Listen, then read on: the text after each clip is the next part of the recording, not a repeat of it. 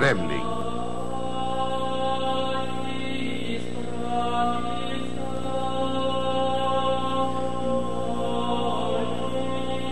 Milhares de quilômetros para o noroeste, uma outra parede foi construída para a defesa contra os invasores mongóis. Mas, em vez de estender-se pela paisagem, esta parede cercava uma pequena cidade. É a cidade de Moscou. A palavra em russo é Kremlin. Por 8 séculos, as paredes do Kremlin protegeram as partes cruciais da civilização russa. Dentro de seus 28 hectares estão localizados igrejas, catedrais e os palácios dos czares. Foi dentro do Kremlin que os regimes de Ivan o Terrível e Pedro o Grande nasceram. Que a Igreja Russa Ortodoxa dominou as almas da nação. Aqui estão os esplendores e os excessos dos Romanovs. Aqui foi a capital da República Revolucionária de Lenin. E aqui, Stalin fez derramar o sangue de seu próprio povo. Por trás destas paredes, a Guerra Fria foi travada. E aqui, um novo capítulo da história russa foi revelado na última década do século XX.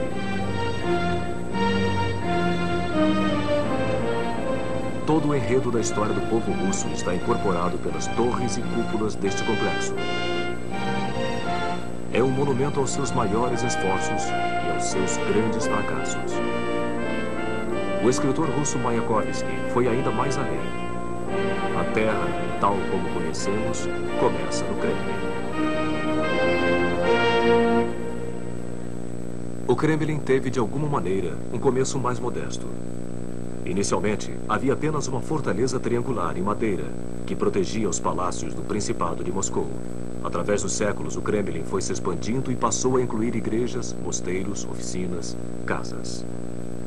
Mas foi Ivan III, conhecido como Ivan o Grande, quem no século XV visualizou que Moscou seria uma grande capital imperial, rivalizando com Roma e Constantinopla em autoridade religiosa. Ele adotou a águia dupla como seu emblema e ganhou o título de regente de toda a Rússia, um cargo que seus sucessores viriam a chamar de czar, modelando a si mesmos como os Césares romanos. Ivan expandiu o Kremlin, trazendo renomados arquitetos da renascentista Itália para transformar o complexo medieval. Os arquitetos substituíram as antigas construções em madeira e pedra por construções de paredes de tijolos vermelhos que sobrevivem até hoje. Quase 2,5 km de comprimento e 7 metros de altura. As paredes levaram 10 anos para serem construídas e estão entre as mais bonitas fortificações militares jamais erguidas. 20 torres cortam a linha do céu, cercando a fortaleza. Uma das torres é a do portão Spassky, considerado até hoje a majestosa entrada principal do imponente Kremlin. A história conta que quando Napoleão marchou triunfante pelo portão Spassky, seu chapéu de 3 pontas tombou, prevendo o mortal fracasso que seus soldados sofreriam em sua retirada de Moscou.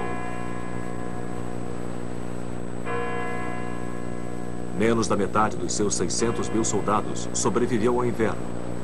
Centenas de canhões que foram abandonados na neve hoje estão expostos desafiadoramente pelas paredes do edifício conhecido como Arsenal.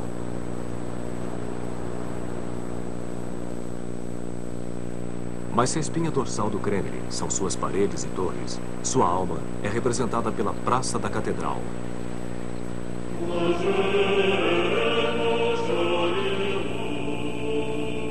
Ivan o Grande autorizou a construção de 3 magníficas catedrais para formar o centro da Rússia Ortodoxa. A imensa Torre do Sino acrescentou um ponto de referência para a Praça da Catedral e para toda a cidade.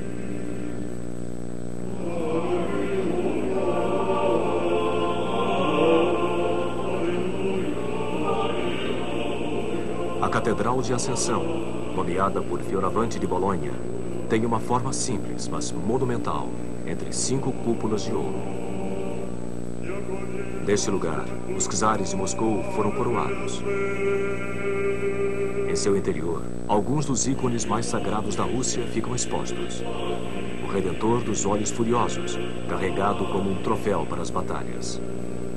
A mítica Madonna de Vladimir, conhecida pelos moscovitas como a Dama da Ternura. A próxima construção é a Catedral da Anunciação, que já foi a capela privada dos czares.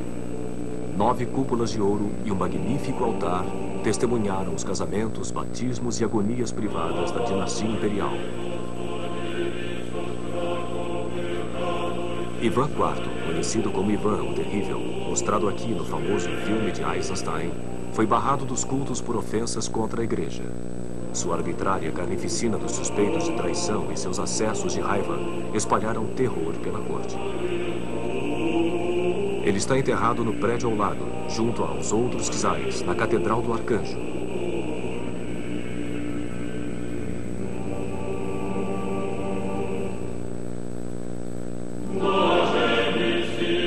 Seu túmulo se encontra ao lado do de seu filho, que foi morto por Ivan com suas próprias mãos. Mas a herança de Ivan o Terrível não foi somente de maldades. Ele fez construir a Catedral de San Basil, bem próxima do lado externo da parede do Kremlin. 9 fantásticas cúpulas se encontram sobre a Praça Vermelha.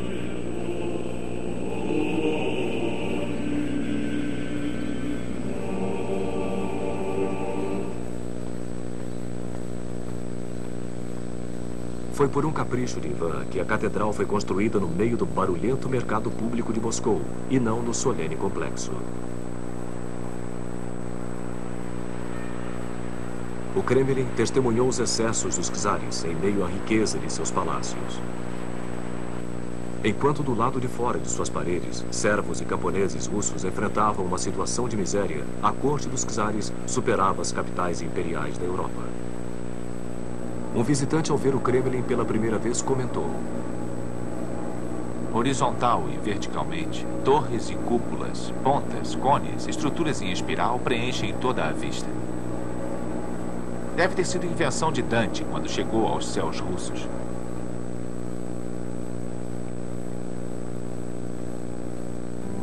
O Palácio das Faces, o mais antigo monumento do Kremlin, continha salas de recepção dos czares, onde mulheres, banidas de suas funções oficiais, observavam as intrigas da corte de uma janela em arco. No Palácio Terem, onde se localizavam os apartamentos reais, os tetos e as valetas eram pintados e dourados.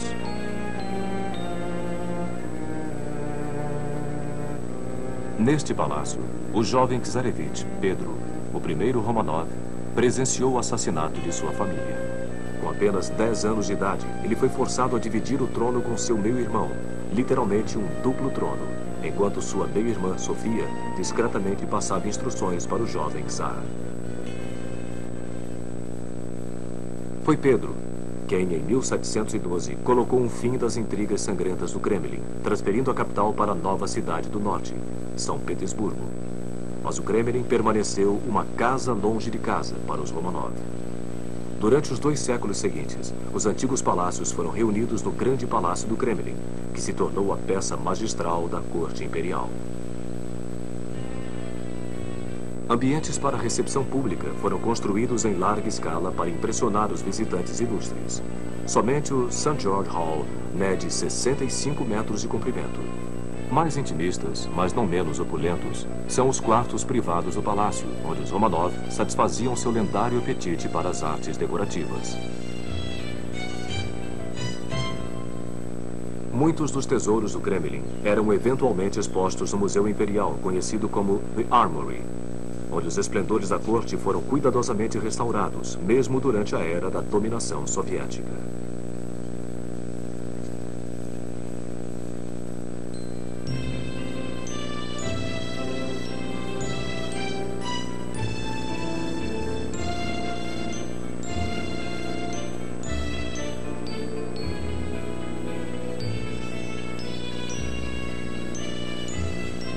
Mas a extravagância da vida no Kremlin não poderia sobreviver à profunda insatisfação das classes menos privilegiadas. Depois da Revolução de 1917, Vladimir Ilyich Lenin fundou a nova República Socialista. Na primavera seguinte, ele transferiu a capital para Moscou. Kremlin passou a ser mais uma vez o centro do poder russo. Esta mudança aconteceu em uma época de profundo crescimento do Kremlin. Prédios do novo parlamento soviético e casas do Congresso foram levantados no severo estilo realista, contrastando com seus imponentes e ornamentados vizinhos. Aqui também ficavam os alojamentos espartanos de Lenin, que preferia comer em pratos lascados do que em pratos de porcelana imperial. Em mãos soviéticas, o Kremlin foi transformado em um diferente tipo de monumento, não para atender às riquezas da corte, mas para servir ao poder do Estado comunista. A estrela vermelha substituiu a dupla águia dos czares. Bustos de Lenin substituíram os ícones dos santos. E a tumba onde Lenin foi embalsamado se tornou um lugar de peregrinações sagradas para seus seguidores. Mesmo hoje em dia, quando os russos repudiam seu passado soviético, eles não rejeitam o Kremlin. É a história de nosso Estado. O Kremlin sempre foi o centro político, cultural e espiritual do país. Para mim, o Kremlin é sagrado. É a história do Estado da Rússia, o qual existe e vai sempre existir, independentemente das comoções que podem vir a acontecer e a sacudi-lo. Nós realmente amamos este lugar, eu em particular. Eu trouxe minha filha para mostrar a ela quão esplêndida nossa terra é, para contar a ela o que nós vemos, o que nós sabemos e o que nós lembramos. O Kremlin continua a cativar o coração do povo russo, não somente por sua beleza, mas pelo que ele carrega de verdade, suas memórias e esperanças.